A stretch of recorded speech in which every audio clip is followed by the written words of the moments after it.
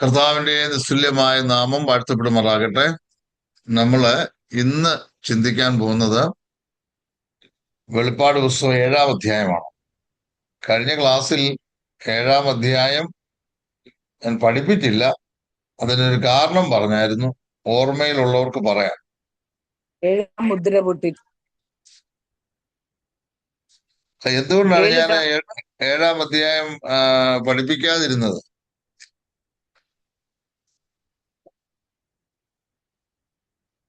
നിങ്ങൾക്ക് ഞാനൊരു അസൈൻമെന്റ് തന്നായിരുന്നു, ഓർമ്മയുണ്ടോ? അസൈൻമെന്റ്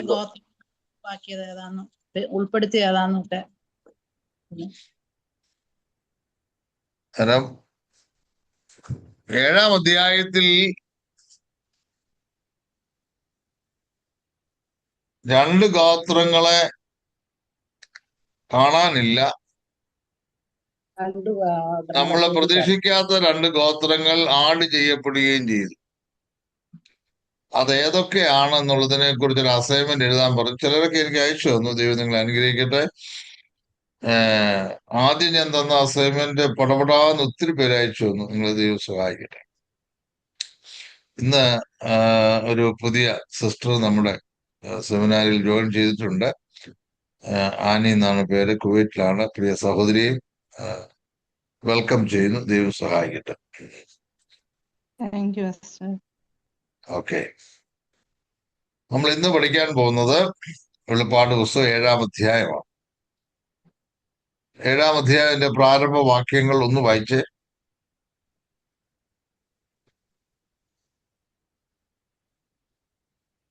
അതിന്റെ ശേഷം ഭൂമിമേലും കടലിന്മേലും യാതൊരു വൃക്ഷത്തിന്മേലും കാറ്റ് ഊതാതിരിക്കേണ്ടതിന് 4 ദൂതന്മാർ ഭൂമിയിലെ 4 കാറ്റും പിടിച്ചുകൊണ്ട് ഭൂമിയുടെ 4 കോണിലും നിൽക്കുന്നത് ഞാൻ കണ്ടു. മറ്റൊരു ദൂതൻ ജീവനുള്ള ദൈവത്തിന്റെ മുദ്രയുമായി കിഴക്കു നിന്ന് കയറുന്നതും കണ്ടു. അവൻ ഭൂമിക്കും സമുദ്രത്തിനും കേടുവരുത്തുവാൻ അധികാരം ലഭിച്ച 4 ദൂതന്മാരോട്, നമ്മുടെ ദൈവത്തിന്റെ ദാസന്മാരുടെ നെറ്റിയിൽ ഞങ്ങൾ മുദ്രയിട്ടു കഴിയുവോളം ഭൂമിക്കും സമുദ്രത്തിനും വൃക്ഷങ്ങൾക്കും കേടുവരുത്തരുതെന്ന് ഉറക്കെ വിളിച്ചു പറഞ്ഞു. മതി. നമുക്കറിയാം എത്ര വാക്യങ്ങളുണ്ട് ഈ 7-ാം അധ്യായത്തില്? എത്ര വാക്യങ്ങളുണ്ട്?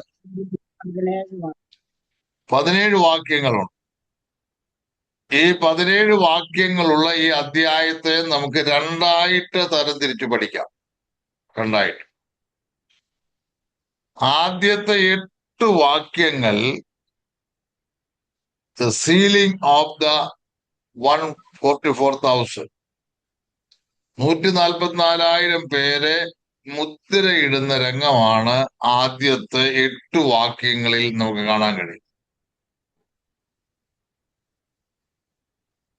2ാമത്തെ ഭാഗം എന്ന് പറയുന്നത് 9 മുതൽ 17 വരെയുള്ള വാക്യങ്ങളാണ്. ഗ്രേറ്റ് മൾട്ടിറ്റ്യൂഡ് ഇൻ ഹെവൻ, വലിയ പുരുഷാരം, മഹാപുരുഷാരം. ഈ അധ്യായത്തില് നമുക്ക് ഒത്തിരി കാര്യങ്ങൾ പഠിക്കാനുണ്ട്. അതിൽ വളരെ പ്രധാനപ്പെട്ട വിഷയമാണ് ദൈവദാസന്മാരെ മുദ്രയിടുന്നത്. ദൈവദാസന്മാരെ മുദ്രയിടുക. നിങ്ങൾ എന്തെല്ലാം മുദ്ര കണ്ടിട്ടുണ്ട്?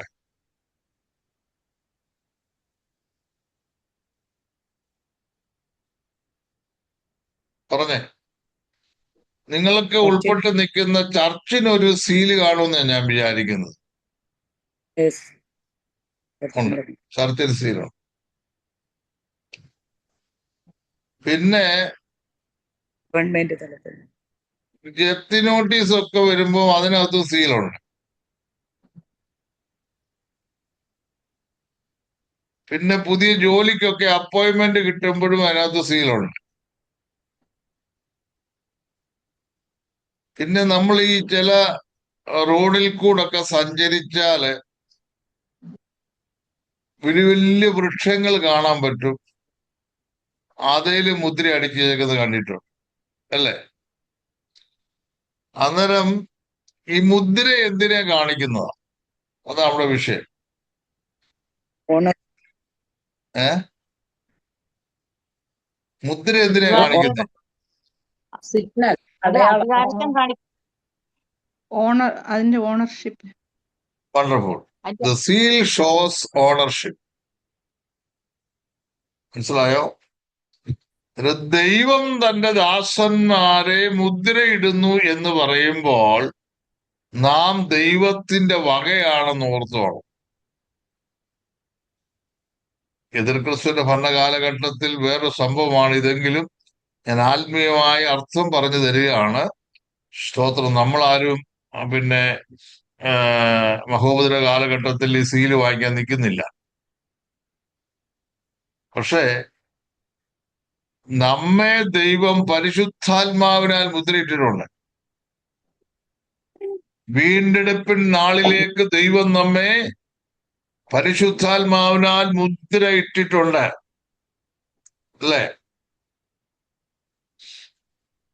അതാണ് മനസ്സിലാക്കണമെങ്കിൽ തീമോഥെയോസിന്റെ ലേഖനം 2:19.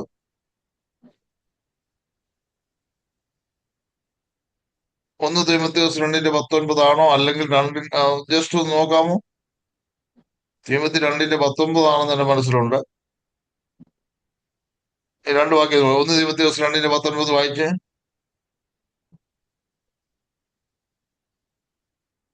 ബൈബിൾ ഉള്ളവരൊക്കെ അങ്ങ് എടുത്തു, ഒരാളെ കൊണ്ട് തന്നെ വിഷമിപ്പിക്കാതെ.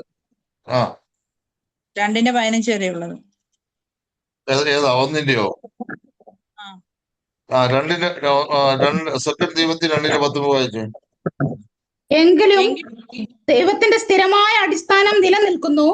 കർത്താവ് തനിക്കുള്ളവരെ അറിയുന്നു എന്നും കർത്താവിന്റെ നാമം ഉച്ചരിക്കുന്നവനെല്ലാം അനീതി വിട്ട് നടന്നു. എത്ര നല്ല വാക്യമാണത്. മതി. The Lord knows those who are his. കർത്താവ് തനിക്കുള്ളവരെ അറിയുന്നു. അന്നേരം മുദ്ര ഉള്ള ലെറ്റർ കാണുമ്പോൾ, മുദ്രയുള്ള വീട് കാണുമ്പോൾ, മുദ്രയുള്ള വൃക്ഷം കാണുമ്പോൾ അതിന്റെ പിന്നിൽ ഒരു ഉടമസ്ഥനുണ്ട്, ഒരു ഉടമസ്ഥാവകാശം ഉണ്ടെന്ന് തെളിയിക്കുന്നത് പോലെ കർത്താവിന്റെ മുദ്ര ഏറ്റ വിശുദ്ധന്മാരായ നമ്മളെ ദൈവം അറിയുന്നുണ്ട്. സാറേ, എഫേസ്യർ 4:30 ദൈവത്തിന്റെ പരിശുദ്ധാത്മാവിനെ ദുഃഖിപ്പിക്കരുത്. ഉണ്ട്. അത് ഞാൻ നേരത്തെ പറഞ്ഞല്ലോ, മുദ്രയിടപ്പെട്ടിരിക്കുന്നത്. ഞാനിപ്പോ ഈ ഒരു വാക്യം എന്ന് പറഞ്ഞാൽ ദൈവം നമ്മെ അറിയുന്നു, അതിന്റെ അടയാളമാണ് ഞാനീ പറഞ്ഞത്. ഓക്കെ, അത് മാത്രം ഒത്തിരി വാക്യങ്ങളുണ്ട്.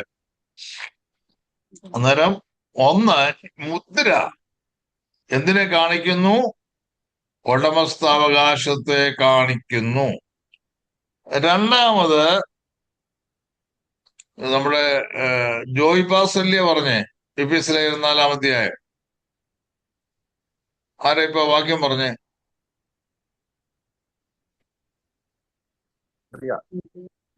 സക്രിയ തോമസ് വർഷമാണോ പറഞ്ഞത്? എഫേസ്യർ 4:30 അല്ലേ? അതെ, അതുകൊണ്ട് നിങ്ങൾ ഇവിടെ നോട്ട് ചെയ്ത് വെച്ചു. രണ്ടാമത്, മുദ്ര നമുക്ക് നൽകുന്നത് ഒരാത്മീയ സംരക്ഷണം. ലോകപ്രകാരമുള്ള മുദ്ര നമുക്കറിയാം. ഗവൺമെന്റ് മുദ്ര അടിച്ച മരമൊന്നും ആർക്കും വെട്ടിക്കൊണ്ട് പോകാനൊക്കത്തില്ല. ഗവൺമെന്റ് സീലടിച്ച് ലോക്ക് ചെയ്ത ഡോറൊന്നും ആർക്കും തുറക്കാൻ പറ്റുകയില്ല. അതിന്റെ പ്രൊട്ടക്ഷൻ വളരെ വലുതാണ്. എന്ന് പറഞ്ഞ പോലെ നമുക്ക് ദൈവം ഒരു മുദ്ര തന്നിട്ടുണ്ടെങ്കിൽ നമുക്ക് ഒരു പ്രൊട്ടക്ഷൻ ഉണ്ട്. The seal provides spiritual protection.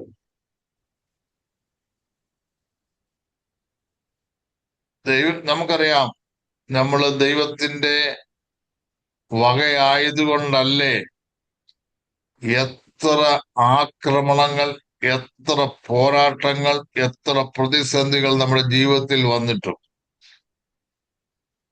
ആർക്കും നമ്മുടെ നേരെ നിൽക്കാൻ കഴിയാതെ വന്നതിന് കാരണം ദൈവത്തിന്റെ പ്രൊട്ടക്ഷൻ ഉള്ളതുകൊണ്ടാണ്. നമുക്ക് വന്ന പല പ്രശ്നത്തിന്റെയും 100-ലൊന്ന് വിഷയം വന്നപ്പോ എത്രയോ പേര് തകർന്ന് തരിപ്പണമായി പോയി, എത്രയോ പേർ ആത്മഹത്യ ചെയ്തു, അല്ലേ? എത്രയോ പേർ നാട് വിട്ടുപോയി.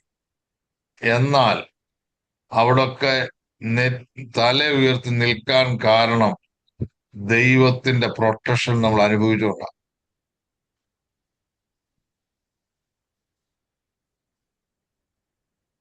ഇനിയും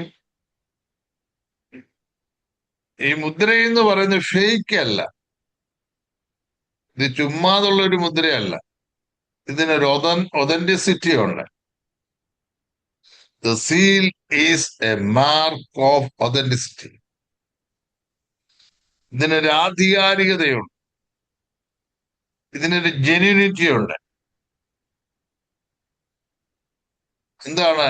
നമ്മൾ ദൈവത്തോട് ബന്ധപ്പെട്ടിരിക്കുന്നു. ഇത് ചുമ്മാ പറയുന്ന കാര്യമല്ല, അല്ലേ? A seal confirms that something is genuine. God's people are called to live lives that demonstrates they truly belong to Christ.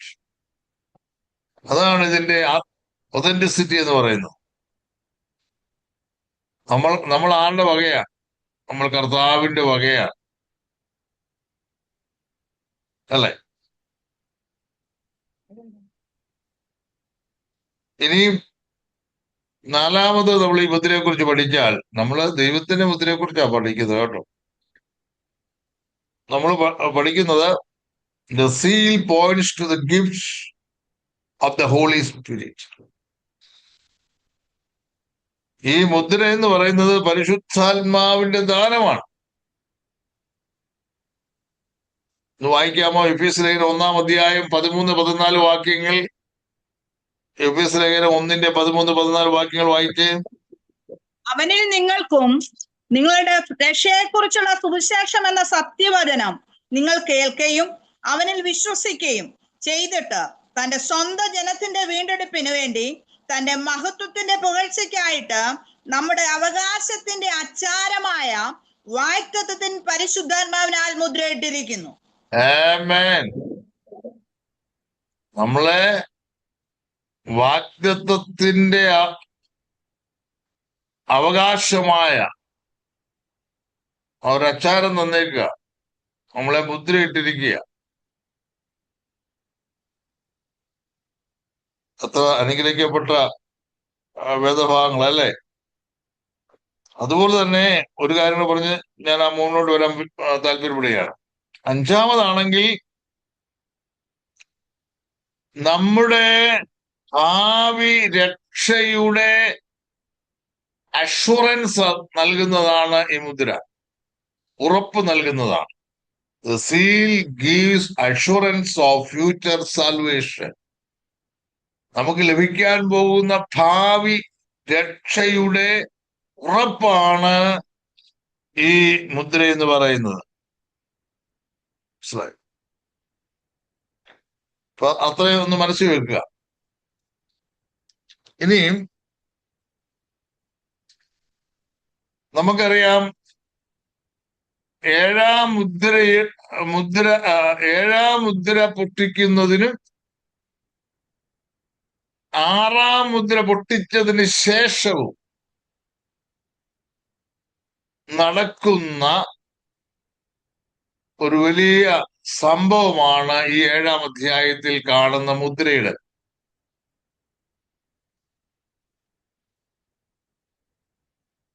മനസ്സിലായോ? ഇവിടെ നമ്മൾ മനസ്സിലാക്കേണ്ട ഒരു വിഷയം,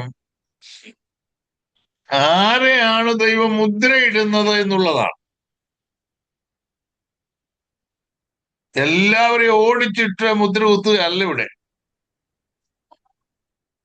ആരെ എങ്ങനെ മുദ്രയിടണമെന്ന് നന്നായി അറിയുന്ന ഒരു ദൈവത്തെയാണ് നമ്മൾ ആരാധിക്കുന്നത്. മനസ്സിലായോ? ഇസ്രയേൽ ഗോത്രങ്ങളിൽ 12 ഗോത്രങ്ങളെയും മുദ്രയിടാൻ ദൈവം തീരുമാനിച്ചു. എനിക്ക് അതിനകത്തൊരു ആത്മീയ ദൂത് പറയാനുണ്ട്. ഇസ്രയേൽ എന്ന് പറയുന്ന 12 ഗോത്രങ്ങൾ ഉൾപ്പെടുന്നതാണ്. ഒരു സമൂഹത്തെ മുഴുവൻ കാണുകയും അറിയുകയും ചെയ്യുന്നവരാണ് നമ്മുടെ ദൈവം. അങ്ങനാണെങ്കിൽ പഴയ നിയമ ഇസ്രയേൽ ജനത്തെ മുദ്രയിടുവാൻ ദൈവത്തിന് താല്പര്യം തോന്നി. ഞാൻ പഴയ നിയമ ഇസ്രയേൽ എന്ന് പറഞ്ഞാൽ ഇപ്പോഴും ഇസ്രയേൽ മക്കളുണ്ടല്ലോ, ധാരാളമുണ്ട്. എന്നാൽ വിശ്വാസത്തിൽ നമ്മെ പോലെ മശിയെ സ്വീകരിക്കാൻ മനസ്സില്ലാത്ത ഒരു വലിയ സമൂഹം ഇസ്രയേൽ മക്കളുണ്ട്. അവർ ഇന്നും മശിയ വന്നെന്ന് വിശ്വസിക്കാത്തവരാ. അവർ യഹൂദ മതത്തിൽ കണ്ടിന്യൂ ചെയ്യുന്നവരാ. അവർക്ക് പുതിയ നിയമം എന്ന് പറഞ്ഞ പുസ്തകമേ ഇല്ല. മനസ്സിലായോ? അവരുപയോഗിക്കുന്നത് തനാക്ക് എന്ന് പറയുന്ന ദൈവിക ഗ്രന്ഥമാണ്. മനസ്സിലായോ? അതിനകത്ത് തോറായുണ്ട്, മോശയുടെ പഞ്ചഗ്രന്ഥങ്ങളുണ്ട്, കാവ്യ പുസ്തകങ്ങളുണ്ട്, കെദീബിം, പിന്നെ പ്രവചന പുസ്തകങ്ങളുണ്ട്, നബീം. അങ്ങനെയുള്ള ഗ്രന്ഥങ്ങൾ, ചുരുക്കി പറഞ്ഞാൽ നമ്മുടെ കയ്യിലുള്ള 66 പുസ്തകത്തിന്റെ 1-ാം ഭാഗമായിരിക്കുന്ന പഴയ നിയമം മാത്രമാണ് അവരിപ്പോഴും വായിക്കുകയും പഠിക്കുകയും ധ്യാനിക്കുകയും ചെയ്യുന്നത്. അതിനകത്ത് ഒരു മശിയെ കാത്തിരിക്കുക. അവൻ യോഹന്നാൻ 1:11 നമ്മൾ വായിക്കുന്നുണ്ട്. അവൻ സ്വന്തത്തിലേക്ക് വന്നു, സ്വന്തമായവരോ അവനെ കൈക്കൊണ്ടില്ല. അതാണ് ഇന്നും അവരുടെ നിലപാട്. എന്നാൽ സത്യം പറഞ്ഞ് ഒരുപാട് പേരും കർത്താവിനെ അറിഞ്ഞിട്ടുണ്ട്. ഇങ്ങനെയുള്ള വലിയ സമൂഹം എതിർ ക്രിസ്തുവിന്റെ കാലഘട്ടങ്ങളിൽ എന്ത് ചെയ്യും? അകപ്പെടും. ഒരു രക്ഷിത ഗണത്തെ ദൈവത്തിന് ആവശ്യമുണ്ട്. ദൈവം തീരുമാനിച്ചു ഓരോ ഗോത്രങ്ങളിൽ നിന്ന് 12,000 പേരെ മുദ്രയിടണമെന്ന് ദൈവം തീരുമാനിച്ചു. എന്ത് സ്പഷ്ടമായിട്ടാ! ദൈവത്തിന്റെ വചനം എന്ന് പറഞ്ഞാൽ സംശയത്തിന് ഇട നൽകുന്ന ഗ്രന്ഥമല്ല. മനുഷ്യൻ സംശയം ഉണ്ടാക്കും, അതങ്ങനാണ് ഇങ്ങനാണ്. മനുഷ്യൻ ഒരുപാട് പൊട്ടവ്യാഖ്യാനങ്ങൾ പറയും. നമ്മുടെ ദൈവം ഒരിക്കലും സങ്കല്പങ്ങൾ പറയുന്ന ദൈവമല്ല. നമ്മൾ അറിയേണ്ട 2 കാര്യങ്ങൾ ഞാൻ പറയാം. ലോകത്തിൽ പല മതങ്ങളുണ്ടെങ്കിലും ആ മതങ്ങളുടെ ഗ്രന്ഥങ്ങളിലൊക്കെ സങ്കല്പങ്ങളുണ്ട്. നമ്മള് അപ്പോക്രിഫ പുസ്തകങ്ങൾ നമ്മുടെ ബൈബിളിൽ ഉൾപ്പെടുത്താത്തതിന്റെ കാരണം തന്നെ സങ്കല്പങ്ങൾ അതിനകത്ത് ഒത്തിരി ഉള്ളത് കൊണ്ടാണ്. നമ്മുടെ ദൈവം സങ്കല്പങ്ങൾ പറയുന്നവനല്ല. 2, ദൈവം ഒരിക്കലും ആരോടും ഒന്നും അപേക്ഷിച്ചിട്ടില്ല, അപേക്ഷിക്കുകയില്ല. ദൈവം അപേക്ഷിക്കുകയില്ല, നമ്മളാ ദൈവത്തോട് അപേക്ഷിക്കുന്നത്. മനസ്സിലായി? ഇവിടെ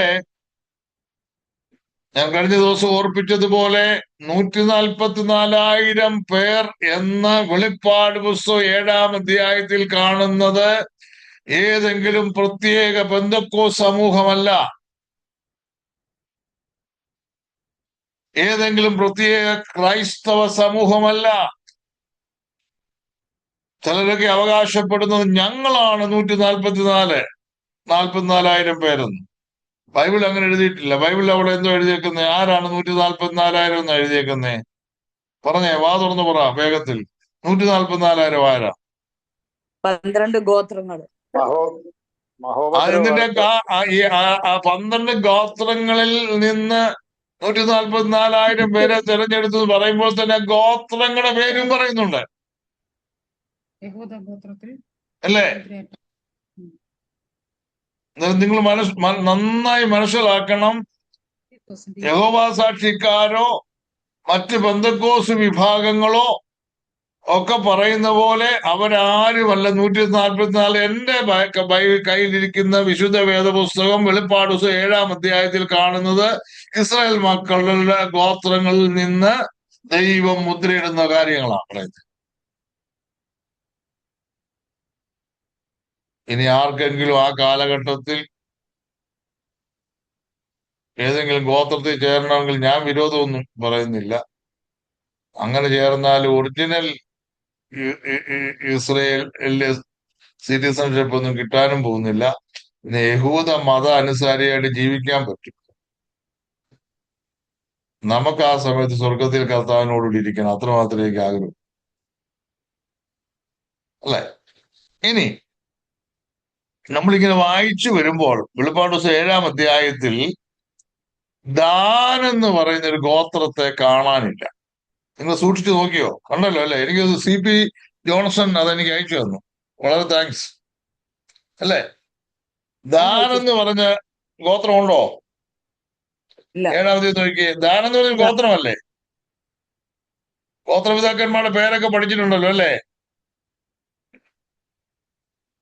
Reuben, Simeon, Levi, Judah, Issachar, Zebulun, Dan, Naphtali, Gad, Asher, Joseph, Benjamin. അങ്ങനെ അതാണ് ഗോത്രപിതാക്കന്മാർ. പക്ഷെ ഇവിടെ 7-ാം അധ്യായത്തിൽ ആരില്ല? ദാനില്ല. പകരം ആര് വന്നു? ജോസഫ്.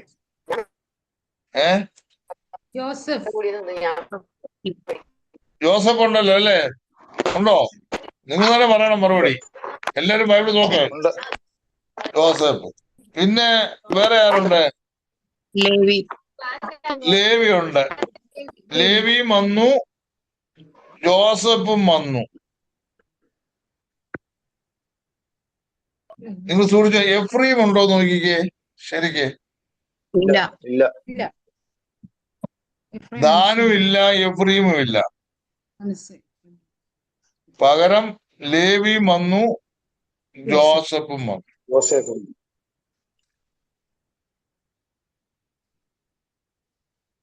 നമുക്കറിയാം ലേവി ഗോത്രത്തെ ഒരു കാരണവശാലും ഗോത്രപിതാക്കന്മാരുടെ ലിസ്റ്റിൽ യഹോവയായ ദൈവം ഉൾപ്പെടുത്താതെ അവര് മാറ്റി നിർത്തി. കാരണം ലേവ്യർ യഹോവയ്ക്കുള്ളവരാണ്, യഹോവയുടെ ശുശ്രൂഷ ചെയ്യേണ്ടവരാണ്. അതുകൊണ്ട് ലേവ്യർക്ക് മറ്റു ഗോത്രങ്ങൾക്കുള്ളതുപോലുള്ള അവകാശങ്ങളൊന്നുമില്ല. ദൈവം തന്നെയാണ് അവിടെ ഓഹരി. അന്നേരം പുരാതന കാലഘട്ടം മുതൽ ലേവിയെ ആത്മീയ ശുശ്രൂഷകൾക്കായി വേർതിരിച്ചിരിക്കുകയാണ്. അവരെപ്പോഴും കൂടാരത്തോട് ചേർന്ന് നിൽക്കണം. ആവർത്തന പുസ്തകം 10-ാം അധ്യായം 8-9 വാക്യങ്ങൾ വായിക്കണം. ആവർത്തനം 10-8-9.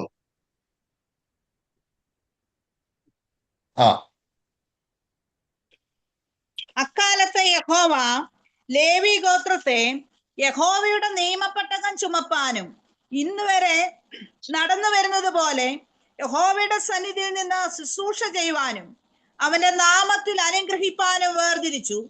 അതുകൊണ്ട് ലേവിക്ക് അവന്റെ സഹോദരന്മാരോടുകൂടെ ഓഹരിയും അവകാശവുമില്ല. നിന്റെ ദൈവമായ യഹോവ അവന് വാഗ്ദത്തം ചെയ്തതുപോലെ യഹോവ തന്നെ അവന്റെ അവകാശം. മനസ്സിലായോ? അന്നേരം ലേവി ഗോത്രത്തെ അങ്ങ് സെപ്പറേറ്റ് ചെയ്തു. അന്നേരം 12 ഗോത്രം ലേവി ഗോത്രത്തെ സെപ്പറേറ്റ് ചെയ്താൽ പിന്നെ എത്ര ഗോത്രങ്ങളുണ്ട്? 11 അല്ലേ? അന്നേരം ഈ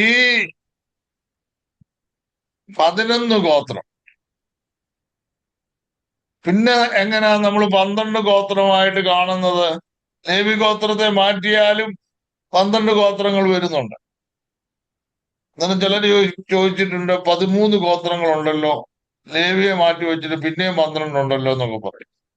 യോസഫിന്റെ ഗോത്രത്തിലെ മനസ്സേ എഫ്രൈം. മനസ്സേ എഫ്രൈം. മനശ്ശെയും എഫ്രൈം വന്നു. മനസ്സേയും Yeah. എഫ്രൈം.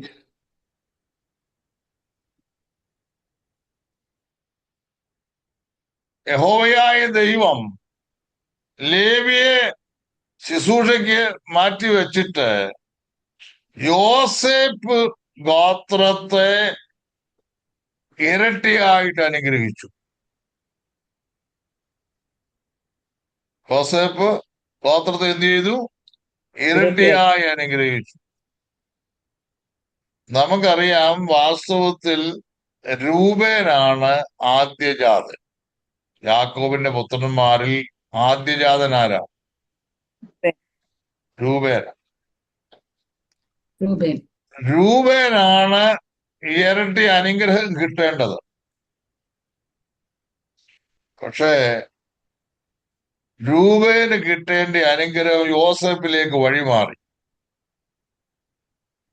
കാരണം രൂബേന്റെ ജീവിതം നമ്മൾ പഠിച്ചാൽ അവൻ വിശുദ്ധി നഷ്ടപ്പെടുത്തിയ ഒരു മനുഷ്യനായി. ഞാനത് വിവരിക്കുന്നില്ല. അന്നേരം രൂബേന്റെ ഗോത്രത്തെ ദൈവം ഇരട്ടിയായിട്ട് അനുഗ്രഹിച്ചില്ല. പകരം യോസേപ്പ് എന്ന ഗോത്രത്തിന്റെ യോസേപ്പ് എന്നുള്ള പേര് മാറ്റിയിട്ട് യോസേപ്പിന്റെ മക്കളായ എഫ്രീമിനെയും മനശ്ശെയും ഗോത്ര പട്ടികയിൽ ഉൾപ്പെടുത്തി. മനസ്സിലായോ? അങ്ങനെ ലേവി ഗോത്രത്തിന് പകരം യോസേപ്പിന്റെ പേര് മാറ്റിയിട്ട് യോസേപ്പിന്റെ മക്കളെ കൊണ്ടുവന്നു. 2 മക്കൾ. അന്നേരം എത്ര ആയി? ടോട്ടൽ 12 ഗോത്രങ്ങളായി. ലേവി ഗോത്രത്തെ ശുശ്രൂഷയ്ക്കായിട്ട് മാത്രം. എന്നാൽ ഇവിടെ വെളിപ്പാട് പുസ്തകം 7-ാം അധ്യായത്തിലേക്ക് വരുമ്പോൾ ഇവിടെ ദാൻ ഗോത്രത്തെ അങ്ങ് ഒഴിവാക്കി. നിങ്ങൾക്ക് വേണമെങ്കിൽ ഒന്നുകൂടെ ഒരു അറിവിന് വേണ്ടി സംഖ്യാപുസ്തകം 1-ന്റെ 47-48 കൂടെ ഒന്ന് വായിക്കുക, നോട്ട് ചെയ്ത് വെച്ചോ. ലേവി ഗോത്രത്തെ കുറിച്ചുള്ള ആ റെഫറൻസ് കൂടെ ഞാൻ തരാം. സംഖ്യ 1-ന്റെ 47-48. ഇവരുടെ കൂട്ടത്തിൽ ലേവ്യരെ പിതൃഗോത്രമായി എണ്ണിയില്ല, ലേവി ഗോത്രത്തെ മാത്രം എണ്ണരുത്. ലേവി ഗോത്രത്തെ മാത്രം എണ്ണരുത്. അന്നേരം അവരെ ശുശ്രൂഷയ്ക്ക് വേണ്ടി മാറ്റിവെച്ചു. അന്നേരം 12 ഗോത്രത്തിൽ ലേവി പോയാൽ പിന്നെ 11 ഗോത്രം. അപ്പോൾ തന്നെ പിന്നെ നമ്മൾ പഠിക്കുമ്പോൾ 12 ഗോത്രങ്ങൾ വീണ്ടും കാണുന്നു. എങ്ങനെ വന്നു? യോസേപ്പ് ഗ്രഹത്തെ ദൈവം അനുഗ്രഹിച്ചു. യോസേപ്പിന്റെ മക്കളായ എഫ്രീമിനെ മനസ്സെ ഈ ഗോത്ര പട്ടികയിൽ കൊണ്ടുവന്നു. മനസ്സിലായോ? ഓക്കെ. എന്നാൽ 7-ാം അധ്യായത്തിലേക്ക് വരുമ്പോൾ, വെളിപ്പാട് പുസ്തകം 7-ാം അധ്യായത്തിലേക്ക് വരുമ്പോൾ നേരത്തെ ഉണ്ടായിരുന്ന ദാൻ ഗോത്രത്തെ ഇപ്പോൾ കാണുന്നില്ല. പകരം ഒഴിവാക്കി നിർത്തിയിരുന്ന ലേവി ഗോത്രത്തെ ചേർക്കുകയും ചെയ്തു. മനസ്സിലായോ? എന്താ അതിന്റെ കാരണം? നമ്മൾ ബൈബിളിലെ ഓരോ ഭാഗങ്ങളും സാഹചര്യങ്ങൾ മനസ്സിലാക്കി നമ്മൾ പഠിച്ചു വെക്കണം.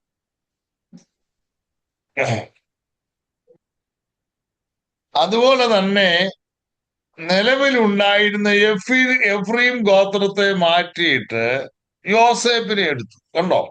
നേരത്തെ യോസേപ്പ് ഗോത്രത്തെ 2ആക്കി മക്കൾക്ക് ഗോത്ര പട്ടികയിൽ സ്ഥാനം കൊടുത്തു.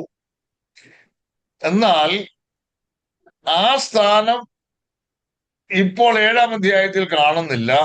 അവിടെ ഇപ്പോൾ എന്താ നമ്മൾ കാണുന്നത്? അവിടെ എഫ്രീം ഗോത്രത്തെ ഒഴിവാക്കുന്നു. പിന്നെ ദാൻ എന്ന് പറയുന്ന ഗോത്രത്തെ ഒഴിവാക്കുന്നു. പകരം യോസേപ്പിനെ തിരിച്ചെടുക്കുന്നു, ലേവിയെ തിരിച്ചെടുക്കുന്നു. എന്താ അതിന്റെ കാര്യം? ഉൽപ്പത്തി പുസ്തകം 48-ാം അധ്യായം 20-ാം വാക്യം വായിക്കണം. ഉൽപ്പത്തി പുസ്തകം 48:20.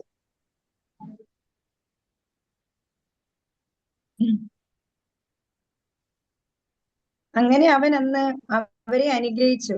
ദൈവം നിന്നെ എഫ്രൈമിനെയും മനേശയെയും പോലെ ആക്കുമാറാകട്ടെ എന്ന് ഇസ്രായേല്യർ നിന്റെ പേർ ചൊല്ലി അനുഗ്രഹിക്കുമെന്ന് പറഞ്ഞ് എഫ്രൈമിനെ മനേശയ്ക്ക് മുമ്പാക്കി. നോക്കണേ, എത്ര അനുഗ്രഹിക്കപ്പെട്ട നിലയിൽ നിന്ന ഗോത്രമായിരുന്നു എഫ്രീം ഗോത്രം. ആ ഗോത്രത്തിന്റെ പേര് ചൊല്ലി അനുഗ്രഹിക്കുമായിരുന്നു. സംഖ്യാപുസ്തകം 1:32 വാക്യവും 34 വാക്യവും ഒരു ശകലം ഏകാഗ്രതയോട് നിന്നെങ്കിൽ മാത്രമേ ഇത് നിങ്ങൾക്ക് ഫോളോ ചെയ്യാൻ കഴിയത്തുള്ളൂ. മനസ്സിലായോ? ഇച്ചിരി ചരിത്രമാണ്, എങ്കിലും 7-ാം അധ്യായം പഠിക്കണമെങ്കിൽ ഇത് പറയാതെ എനിക്ക് പറ്റത്തില്ല. യോസേഫ് മക്കളിൽ എഫ്രീമിന്റെ മക്കളുടെ സന്തതികളിൽ കുലം കുലമായും കുടുംബം കുടുംബമായും 20 വയസ്സു മുതൽ മേലോട്ട് യുദ്ധത്തിന് പ്രാപ്തിയുള്ള സകല പുരുഷന്മാരും പേരുപേരായി എഫ്രീം ഗോത്രത്തിൽ എണ്ണപ്പെട്ടവർ 40,500 പേർ. 34 വാക്യം കൂടെ. മനശ്ശയുടെ മക്കളുടെ സന്തതികളിൽ കുലം കുലമായും കുടുംബം കുടുംബമായും 20 വയസ്സു മുതൽ മേലോട്ട് യുദ്ധത്തിന് പ്രാപ്തിയുള്ള സകല പുരുഷന്മാരും പേരുപേരായി മനശ്ശെ ഗോത്രത്തിൽ എണ്ണപ്പെട്ടവർ 30,200 പേർ. ആമേൻ. അന്നേരം പറയാം സാറേ. സംഖ്യാപുസ്തകം സംഖ്യാപുസ്തകം 1:32, 34. ഓക്കെ. സംഖ്യാപുസ്തകം 1-ാം അധ്യായം 32-ഉം 34-ഉമാണ് വായിച്ചത്. ഞാൻ പറഞ്ഞു വരുന്ന ഭാഗം യോസേപ്പിന്റെ മക്കളുടെ പേരിൽ പോലും അനുഗ്രഹം ഉണ്ടായിരുന്നു. യോസേപ്പ് ഗോത്രം നിലനിൽക്കേണ്ട സ്ഥാനത്ത് അപ്പനെ അങ്ങോട്ട് നീക്കി വെച്ചിട്ട് മക്കൾക്ക് എന്ത് ചെയ്തു? ഇരട്ടി അനുഗ്രഹം കിട്ടി. ഒറ്റ ഗോത്രം അങ്ങ് മാറിയിട്ട് അവിടെ 2 ഗോത്രം പെട്ടെന്ന് വരുന്നു, എഫ്രീമും മനശ്ശെയും. രൂബേന് കിട്ടേണ്ട അനുഗ്രഹമാണിത്. ഇത് വഴിമാറി വന്നു.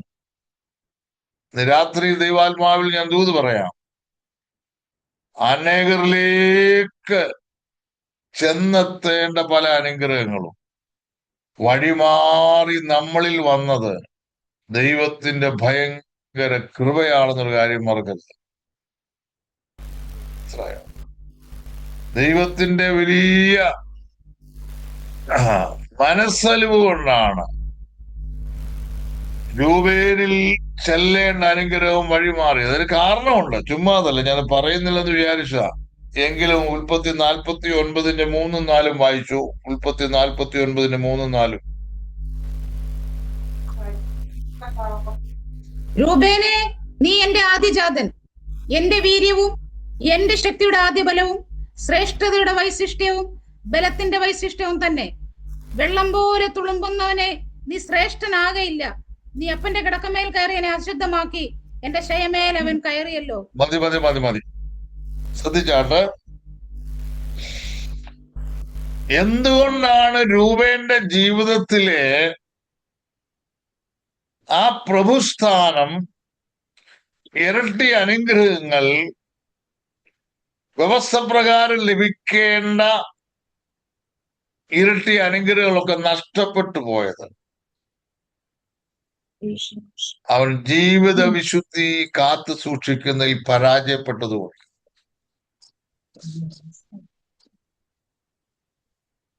അതുപോലെ എന്തുകൊണ്ട് ദാൻ ഒഴിവാക്കപ്പെട്ടു? എന്തുകൊണ്ട് എഫ്രീം ഗോത്രം ഒഴിവാക്കപ്പെട്ടു? മനസ്സിലായോ? ദൈവിക പദ്ധതിയിൽ കാണേണ്ട ദാൻ ഗോത്രം, ദൈവിക പദ്ധതിയിൽ കാണേണ്ട എഫ്രീം ഗോത്രം നൂറ്റാണ്ടുകൾ പിന്നിട്ടപ്പോൾ ആ സ്ഥാനത്ത് അവർക്ക് പകരം വേറെ ചിലര് വന്നു. ദൈവമക്കളെ, നിങ്ങൾ ഇരിക്കേണ്ട കസേരയിൽ നിങ്ങൾക്ക് പകരം മറ്റൊരാൾ വന്നിരുന്നാൽ അതിനകത്ത് വളരെ വേദനയുള്ള കാര്യമാണെന്ന് മറക്കരുത്. നിങ്ങൾക്ക് ലഭിക്കേണ്ട കിരീടം വേറൊരാളിലേക്ക് വഴിതിരിച്ചു പോയാൽ അതും വളരെ ബുദ്ധിമുട്ടുള്ള കാര്യമാണ്. അതുകൊണ്ട് ആ ഭാഗം ഒന്നുകൂടെ ഒന്ന് പഠിക്കുവാൻ തക്കവണ്ണം നിങ്ങൾ ശ്രദ്ധിച്ചിരിക്കണം. ആർക്കെങ്കിലും എന്തെങ്കിലും ഐഡിയ ഉണ്ടോ? ദാനിനെയും എഫ്രയീമിനെയും ഗോത്രപ്പട്ടികയിൽ നിന്ന് എന്തുകൊണ്ടാണ് ഒഴിവാക്കിയത്? അതിന്റെ സാഹചര്യം നിങ്ങൾക്കറിയാവോ? അറിയാമെങ്കിൽ പറയാം. എഫ്രീം ജാതി ഇടകലൊന്നും മറിച്ചിടാത്ത ദോശ എന്ന് പറയുന്നുണ്ട്. ആമേൻ. ഇത് സത്യമായ ഒരു കാര്യമാണ്. നിങ്ങൾ സമയം പോലെ ഹോശേയ പ്രവചനം വായിക്കണം.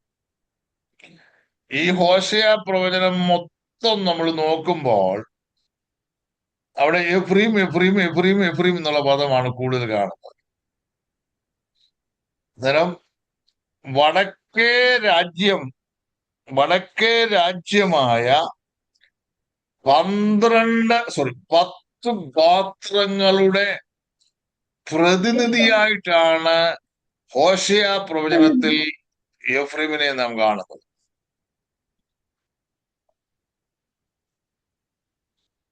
ഇനി വടക്കേ രാജ്യം എന്ന് പറഞ്ഞാൽ എന്നാ, അതിലേക്ക് വരാം. നിങ്ങൾ വേദവിദ്യാർത്ഥികളാണ്ട് ഇതൊക്കെ പഠിച്ചു വെക്കണം. ഇസ്രയേലിലെ ആദ്യത്തെ രാജാവ് ആരാ? 12 ഗോത്രങ്ങളും ശൗല്. രണ്ടാമത്തെ രാജാവ് ആരാ? മൂന്നാമത്തെ രാജാവ് ശലോമോൻ. ശലോമോൻ. ഈ ശലോമോന്റെ കാലഘട്ടം വരെയും 12 ഗോത്രങ്ങൾ ഒരുപോലെ ഒരു രാജ്യമായി നിന്നു. അതായത് ഇന്ത്യക്ക് സ്വാതന്ത്ര്യം വരുന്നതിന് മുമ്പ് ഇന്ത്യയും പാകിസ്ഥാനും ചേർന്ന എല്ലാം ഒരു സാമ്രാജ്യമായിരുന്നു, അല്ലേ? ഇന്ത്യയും പാകിസ്ഥാനും ബംഗ്ലാദേശിലും ഒരു വലിയ ഒരു ടെറിട്ടറി ആയിരുന്നു ഇന്ത്യ എന്നറിയപ്പെടുന്ന രാജ്യം. പിന്നാണ് അത് വിഭജിക്കപ്പെട്ടു പോയത്. എന്ന് പറഞ്ഞ പോലെ ഇസ്രയേൽ ജനത്തിനൊരു വിഭജനം ഉണ്ടായി. ഓർമ്മയുണ്ടോ? അതങ്ങനെ ഓർക്കാനാ സി പി യോട് ഇപ്പം ചിന്തിക്കുക, അതെങ്ങനെ ഓർക്കാനാ സാറേ? നമ്മൾ അന്നൊന്നും ഇല്ലായിരുന്നല്ലോ. ശലോമോന്റെ മകൻ രഹബോവാം. അതായത് വടക്കേ രാജ്യമായ ഇസ്രയേൽ രാജ്യവും ഇത് വിഭജിക്കപ്പെടുക. കാരണം ഞാൻ പറയാൻ പോവാം. രണ്ടായിട്ട് വിഭജിക്കപ്പെടും. ഒന്ന് നോർത്തേൺ കിങ്ഡം എന്നും മറ്റൊന്ന് സതേൺ കിങ്ഡം എന്നും അറിയപ്പെട്ടു. നോർത്തേൺ കിങ്ഡമാണ് വടക്കേ രാജ്യം. നിങ്ങൾ ബൈബിളിൽ ഇസ്രയേൽ എന്നുള്ള പദങ്ങൾ കാണുമ്പോൾ പ്രത്യേകം ശ്രദ്ധിക്കണം. അത് വടക്കേ രാജ്യത്തെ കുറിച്ചാണ് പറയുന്നത്. മനസ്സിലായോ? യഹൂദ എന്നുള്ള പദം കാണുമ്പോൾ ശ്രദ്ധിക്കണം, അത് തെക്കേ രാജ്യത്തെ കുറിച്ചാണ് പറയുന്നത്. വിഭജിക്കപ്പെട്ട രാജ്യത്തിന് 2 പേര് വന്നു. ഒന്ന് ഇസ്രയേൽ, 2 യഹൂദിയ. മനസ്സിലായോ? ഇനി ഇത് പിരിയാനുള്ള കാരണം എന്നാ? ശലോമോന്റെ മകനായ രഹബയ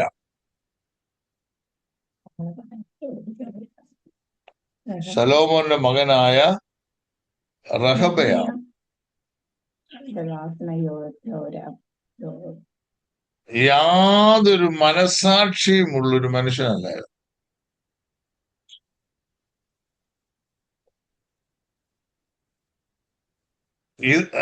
തന്റെ കീഴിലുള്ള ജനത്തെ പീഡിപ്പിക്കാനും ടാക്സ് വർദ്ധിപ്പിക്കാനും ഒക്കെ ഒത്തിരി ഇഷ്ടം തോന്നിയ പുള്ളിക്ക്. അന്നേരം വൃദ്ധന്മാരായ ശലോമോൻ രാജാവിന്റെ ഒക്കെ കാലഘട്ടത്തിൽ നിന്നിരുന്ന വൃദ്ധന്മാരായ നല്ല മനുഷ്യര് രാജാവിന് ഉപദേശം കൊടുത്തു. അല്ലയോ റഹബയാം രാജാവേ, ഒരു കാര്യം അറിയണം, അതുകൊണ്ട് കുറച്ചുകൂടൊക്കെ മയത്തിലും സ്നേഹത്തിലും കരുണയിലും ഒക്കെ വേണം എന്ത് ചെയ്യാൻ, ജനത്തെ സേവിക്കാൻ, അല്ലെങ്കിൽ വലിയ പ്രയാസം വരുമെന്ന്. അന്നേരം അവരുടെ ഉപദേശം ഇങ്ങനെ ഒരു ചെവി കൊണ്ട് കേട്ടവിടെ വെച്ചേക്കുക. പിന്നെ ഈ രഹബയാം രാജാവ് എന്ത് ചെയ്തു? ചെറുപ്പക്കാരെ വിളിച്ചു. എന്ത് ചെയ്യണം? ഇങ്ങനൊരു ഉപദേശം നമുക്ക് കിട്ടിയിട്ടുണ്ട്, അത് തുടരണോ? നിങ്ങളുടെ അഭിപ്രായം. അവർ പറഞ്ഞു, അങ്ങനൊന്നും പോരാ, നമുക്ക് അടിച്ചു തകർക്കണം, കൂടുതൽ നികുതി ചുമത്തണം, ഒത്തിരി ഭാരം. ചെറുപ്പക്കാരുടെ രക്തത്തിളപ്പല്ലേ. അവരെന്ത് ചെയ്തു? സമാധാനത്തിന്റെയും സന്തോഷത്തിന്റെയും പാത തിരഞ്ഞെടുക്കാതെ ക്രൂവൽ മൈൻഡായിട്ടുള്ള ആലോചനകൾ പറഞ്ഞു. അന്നേരം രഹബയാം രാജാവ് പറഞ്ഞു, ഇതുപോലെ എനിക്ക് മുന്നോട്ട് പോകാൻ ഒക്കത്തില്ല. അന്നേരം ശലോമോൻ രാജാവിന്റെ ദാസനായ യൊരോബയാം പറഞ്ഞു, അത് നടക്കുന്ന കാര്യമില്ല. അങ്ങനെ താഴാനും വിനയപ്പെടാനും സ്നേഹിക്കാനും കരുതാനും മനസ്സില്ലാത്ത റഹബയാവിനോട് 10 ഗോത്രങ്ങൾ ഗുഡ് ബൈ പറഞ്ഞു. എന്നിട്ട് അവരെന്ത് ചെയ്തു?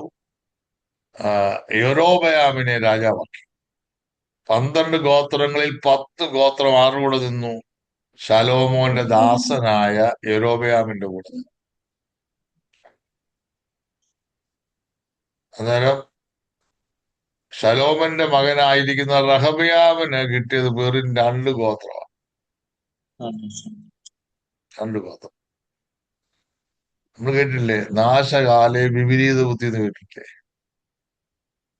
ഈ റഹബയാം ചിന്തിച്ചു, ആരെവിടെ പോവാനാ, ആരും പോയി, ചുമ്മാതാ എന്നൊക്കെ ചിന്തിച്ചു.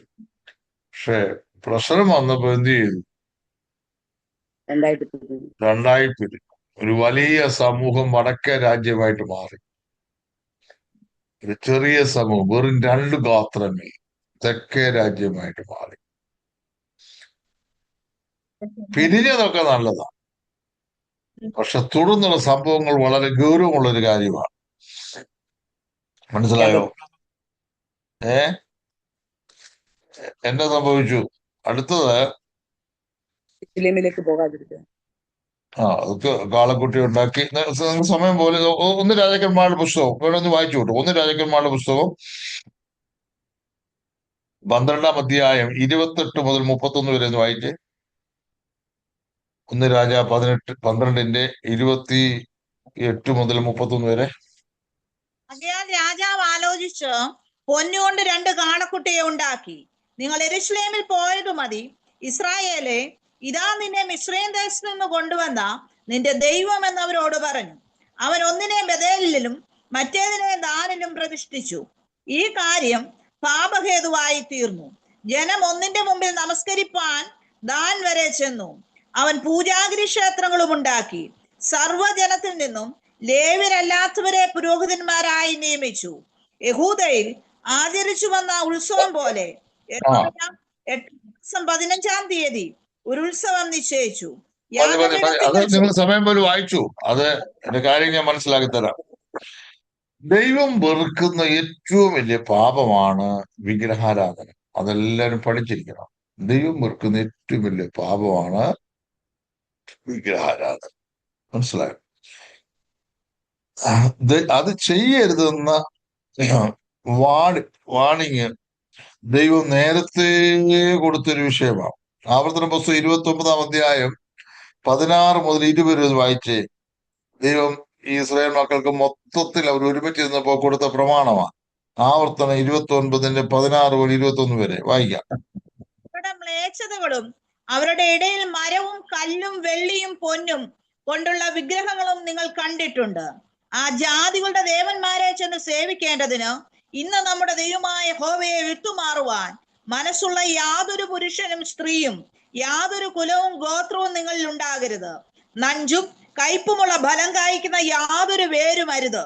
അങ്ങനെയുള്ളവൻ ഈ ശാപവചനങ്ങളെ കേൾക്കുമ്പോൾ വരണ്ടതും നനവുള്ളതും ഒരുപോലെ നശിക്കേണ്ടതിന് ഞാൻ എന്റെ ഹൃദയത്തിന്റെ കാഠിന്യപ്രകാരം നടന്നാലും എനിക്ക് സുഖമുണ്ടാകുമെന്ന് പറഞ്ഞ് തന്റെ ഹൃദയത്തിൽ തന്നെ താൻ അനുഗ്രഹിക്കും. അവനോട് ക്ഷമിപ്പാൻ യഹോവയ്ക്ക് മനസ്സു വരാതെ യഹോവയുടെ കോപവും തീഷ്ണതയും ആ മനുഷ്യന്റെ നേരെ ജ്വലിക്കും. ഈ പുസ്തകത്തിൽ എഴുതിയിരിക്കുന്ന ശാപമൊക്കെയും അവന്റെ മേൽ വരും. യഹോവ ആകാശത്തിൻ കീഴിൽ നിന്ന് അവന്റെ നാമം മായിച്ചു കളയും. 19 വരെ. നേരത്തെ പ്രമാണം കൊടുത്തു, നിങ്ങൾ അന്യ ദൈവങ്ങളുടെ പുറകെ പോകൽ പ്രമാണം കൊടുത്തു. പക്ഷെ അവരത് അനുസരിച്ചില്ല. നമ്മളത് ആ ഭാഗത്തേക്ക് വരികയാണ്.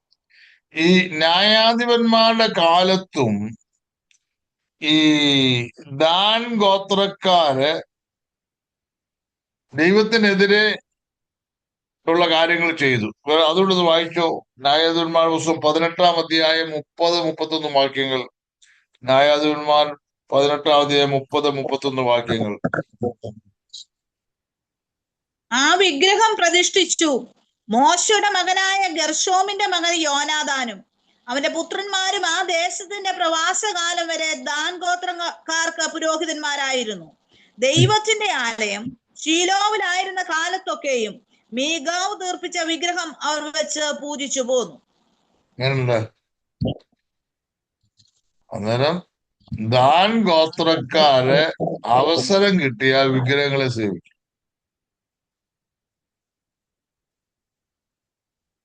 എഫ്രീം ഗോത്രക്കാരും ഒട്ടും മോശമല്ല. ഹോശയ പ്രവചനം 4-ാം അധ്യായം 17-ാം വാക്യം. ഹോശയ 4:17.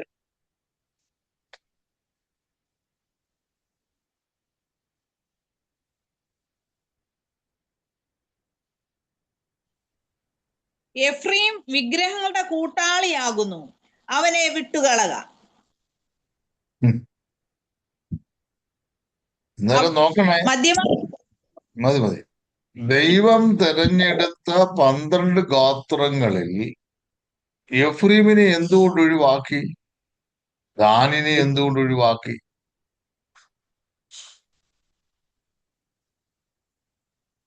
ദാൻ ഗോത്രക്കാര് പറഞ്ഞു, ഞങ്ങളുടെ ഇവിടെ ഞങ്ങൾ സ്ഥലം തരാം, കാളക്കുട്ടി ഉണ്ടാക്കിക്കൂ. അതിന്റെ പിന്നിൽ വേറൊരു കാര്യമുണ്ട്. ഇവര് 12 ഗോത്രങ്ങൾ എല്ലാം സഹോദരന്മാര് തന്നെയാ, അല്ലേ? ഇസ്ഹാക്കിന്റെ അബ്രഹാം, ഇസ്ഹാക്ക്, യാക്കോബിന്റെ മക്കളല്ലേ? എല്ലാം ഒരു രക്തമാ. ഇവര് രണ്ടായിട്ട് പിരിഞ്ഞെങ്കിലും ഈ പിരിഞ്ഞ 2 കൂട്ടർക്കും ഒരൊറ്റ ആലയമേ ഉള്ളൂ, യെരൂശലേമിലെ ദേവാലയം.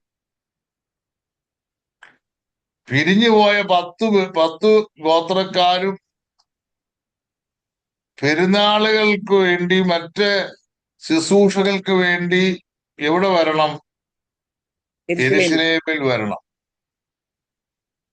വടക്കേ രാജ്യക്കാർക്ക് ദേവാലയമില്ല. തെക്കേ രാജ്യമായ 2 ഗോത്രക്കാർക്കേ ഉള്ളൂ ദേവാലയം. അന്നേരം വടക്കൂന്ന് ആൾക്കാര് തെക്ക് വരണം. അന്നേരം യെരോബെയാം, വടക്കേ രാജ്യത്തിന്റെ രാജാവായ യെരോബെയാം ഇങ്ങനെ മനസ്സിൽ ചിന്തിച്ചു, ഇവരിങ്ങനെ എല്ലാ വർഷവും അങ്ങനെ യെരൂശലേമിലേക്ക് പോയാൽ ഈ സഹോദരന്മാര് തമ്മിൽ അങ്ങ് ഒന്നാകുകയാണെങ്കിൽ എന്റെ രാജസ്ഥാനം നഷ്ടപ്പെടാൻ സാധ്യതയുണ്ട്. അങ്ങനാണെങ്കിൽ ഇവരെ യഹൂദയിലേക്ക് വിടാൻ പാടില്ല. അതിനെന്താ വഴി? കുറെ പരിപാടിയൊക്കെ ചെയ്തു ഈ യെരോബെയാം രാജാവ്. എന്നാ ചോദിച്ചാൽ, യെരൂശലേമിലേക്ക് പെരുന്നാളിനും ആലയത്തോടുള്ള ബന്ധത്തിലെ ശുശ്രൂഷകൾക്കൊക്കെ ആൾക്കാർ പോകുമ്പോൾ രാജാവ് ചില പതിയിരിപ്പുകാരെ റോഡിലും അവിടെ ഇവിടെയൊക്കെ പതുക്കി നിർത്തിയിട്ട് ഇവരെ അറ്റാക്ക് ചെയ്യും. അറ്റാക്കുകൾ വരുമ്പോൾ പിന്നെ ഇവര് പോകാൻ മടിക്കും. നമുക്കറിയാം, നമ്മളൊരു സ്ഥലത്തൂടെ പോകുമ്പോൾ ഒന്നിലധികം പ്രാവശ്യം ആക്രമണം നടന്നാൽ നമ്മൾ ആ വഴി തിരഞ്ഞെടുക്കുകയില്ല. എന്ന് പറഞ്ഞ പോലെ യെരോബെയാം രാജാവ് എന്ത് ചെയ്തു? ഇവർക്കെതിരെ ആക്രമണങ്ങൾ പല നിലയിൽ അഴിച്ചുവിട്ടു. അങ്ങനെ ജനത്തിന്റെ ധൈര്യം ചോർത്തി. അന്നേരം ദാൻ ഗോത്രക്കാർ പറഞ്ഞു, ഞങ്ങൾ സ്ഥലം തരാമല്ലോ, എന്തിനാ യെരൂശലേം വരെ പോന്നേ? ഇവിടെ ആരാധിച്ചു. മനസ്സിലായോ? അന്നേരം ഏകസത്യ ദൈവമായ യഹോവയെ ആരാധിക്കേണ്ടതിന് പകരം മനുഷ്യൻ ഉണ്ടാക്കിയ ദൈവത്തെ ആരാധിക്കാൻ തക്കവണ്ണം വടക്കേ ഗോത്രക്കാർ നിർബന്ധിതരായി. എഫ്രയീം വിഗ്രഹങ്ങളുടെ കൂട്ടാളി. ദാൻ ഗോത്രക്കാർ അമ്പലം പണിയാൻ സ്ഥലം കൊടുത്തു. അതുകൊണ്ട് സംഭവിച്ചു നിങ്ങൾക്ക് കേൾക്കണോ?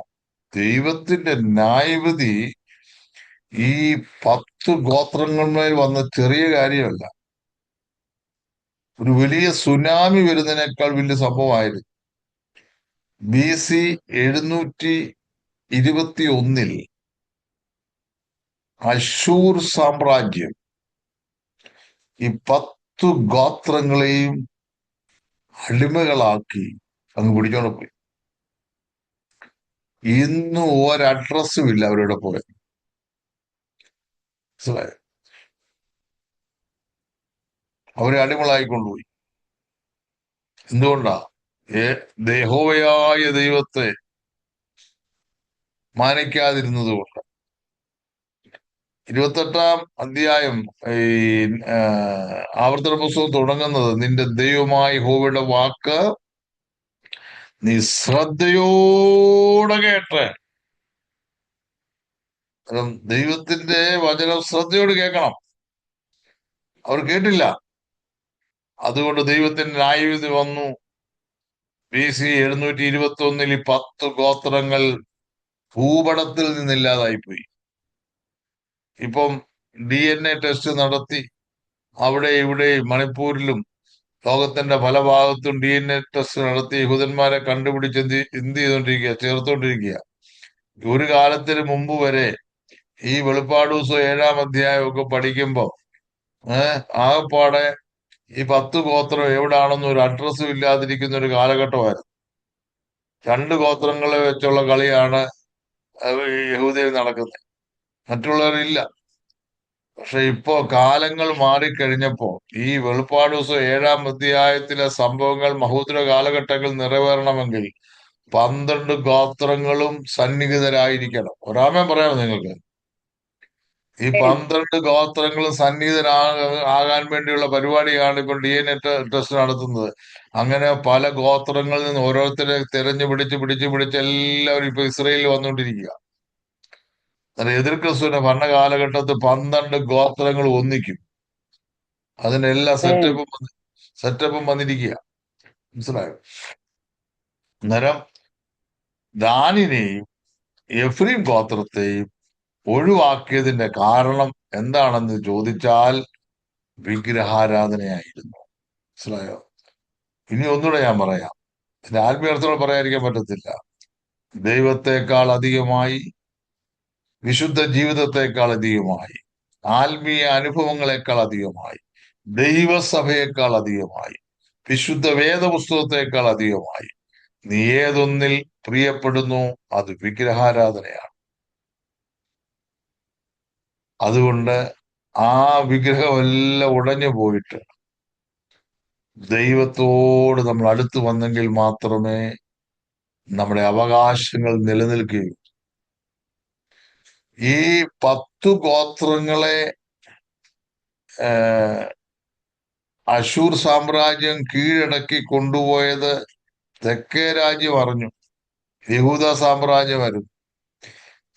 എന്നിട്ട് ഒരു 100-ലധികം വർഷങ്ങളൂടെ ദൈവം എന്ത് ചെയ്തു? അവർക്ക് അവസരം കൊടുത്തു. അവരും പാവവഴികളിൽ പോയി. യഹൂദജനവും പാപം ഒരുപാട് ചെയ്തിട്ടുണ്ട്. എന്റെ പൊന്നപ്പനെ, ആകാശ് രാജാവിന്റെ കാലത്തൊക്കെ എന്ത് പാപങ്ങൾ അവർ ചെയ്തെന്നറിയാമോ? നിങ്ങൾ സമയമുള്ള 2 രാജാക്കന്മാരുടെ പുസ്തകം 17-ാം അധ്യായം വായിച്ചു നോക്കണം, മനസ്സിലായോ?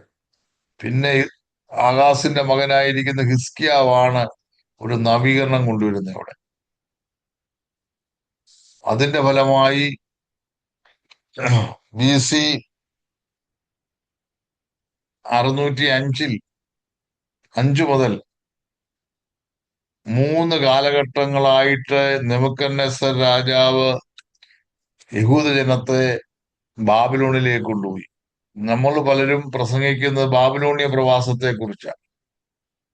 അശൂരിലേക്കുള്ള പ്രവാസത്തെ കുറിച്ച് അധിക ദൈവദാസന്മാരും പ്രസംഗിക്കാറില്ല, മനസ്സിലായോ? അശൂർ 10 ഗോത്രങ്ങൾ നേരത്തെ പോയി. 100 ചില്ലുവാനം വർഷങ്ങൾക്ക് ശേഷം തെക്കേ രാജ്യവും 70 വർഷത്തേക്ക് പ്രവാസികളായിപ്പോയി. വടക്കേ രാജ്യത്തിന് പ്രവാസത്തിന് കാലാവധി ബൈബിളിൽ കാണുന്നില്ല, അവർ മടങ്ങി വന്ന ചരിത്രവും കാണുന്നില്ല. എന്നാൽ തെക്കേ രാജ്യമായിരിക്കുന്ന യഹൂദ രാജ്യം ബാബിലോണിലേക്ക് പോയിട്ട് 70 വർഷമായിരുന്നു അവരുടെ പ്രവാസകാലം. അവർ മടങ്ങി വരികയും ചെയ്തു, മനസ്സിലായോ? ഓർത്തിരുന്നോണം. അന്നേരം ബൈബിളിൽ രാജാക്കന്മാരുടെ പുസ്തകത്തിലും ദിനവൃത്താന്തങ്ങളുടെ പുസ്തകത്തിലൊക്കെ ഇസ്രയേൽ ഇസ്രയേൽ ഇസ്രയേൽ എന്നൊക്കെ കാണുമ്പോൾ അത് വടക്കേ രാജ്യമാണെന്ന് നിങ്ങൾ ധരിക്കണം. യഹൂദ യഹൂദ യഹൂദ എന്ന് പറയുമ്പോൾ തെക്കേ രാജ്യമാണെന്ന് ഓർക്കണം, മനസ്സിലായോ? ഇസ്രയേൽ രാജാവ് ഞാൻ വാഴ്ച തുടങ്ങിയപ്പോൾ അല്ലെ, യഹൂദ രാജാവ് എന്നുള്ള ഇത് രണ്ടും പഠിച്ചിരിക്കണം. ഇപ്പൊ മനസ്സിലായോ? അന്നേരം ഒന്നായി കിടന്ന ഇസ്രയേൽ രാജ്യം ശലോമോന്റെ മകനായ റഹബയാമിന്റെ കാലത്ത് 2ആയി വിഭജിക്കപ്പെട്ടു. ശലോമോന്റെ ദാസനായ യൊരോബെയാം 10 ഗോത്രങ്ങളുമായിട്ട് മാറിപ്പോയി. ശലോമോന്റെ മകനായിരിക്കുന്ന റഹബയാം 2 ഗോത്രങ്ങളായിട്ട് തെക്കേ രാജ്യം എന്ന് പറഞ്ഞ രാജ്യം സ്ഥാപിക്കുവാനിടയായി തീർന്നു, മനസ്സിലായോ? വടക്കേ രാജ്യത്തിന്റെ തലസ്ഥാനം ശമര്യയും തെക്കേ രാജ്യത്തിന്റെ തലസ്ഥാനം യെരുശലേമുമായിരുന്നു. രണ്ടും ഓർക്കണം. വടക്കേ രാജ്യം ശമരിയ, വടക്കേ രാജ്യത്തിന്റെ തലസ്ഥാനം, മനസ്സിലായോ? തെക്കേ രാജ്യമായിരിക്കും യഹൂദയുടെ തലസ്ഥാനം യെരുശലേം.